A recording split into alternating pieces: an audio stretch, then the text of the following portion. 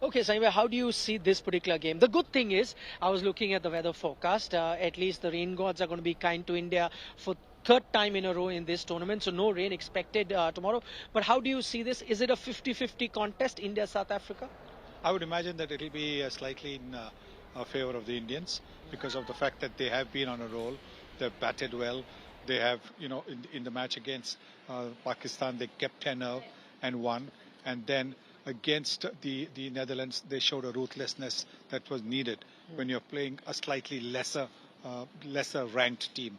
So therefore, I think that India has just a little bit of an advantage. Also with South Africa, I think apart from a couple of their batsmen, they're not really been in the best of form. Yes, I know David Miller scored runs against India, Rosso scored runs against India, and Quinton de Kock is always a dangerous customer. But I do believe that India have the new ball attack to cause problems for the South African batting.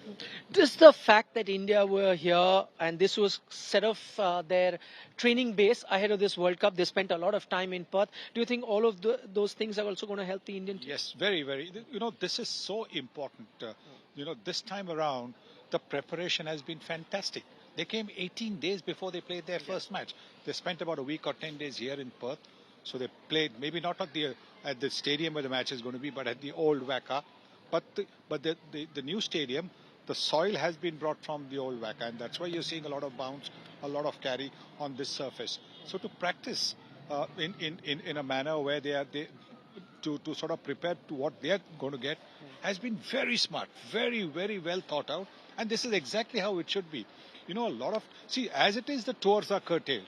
You don't have any matches now in between test matches, etc. when we go to play test. That's why it's important that you go at least 2 weeks like this, 18 days before, play 2 warm-up matches, then play the first test. It'll really do India well. But this is something that really has to be a long-term plan to make sure that India is always either number 1 or number 2 in world cricket in all formats of the game.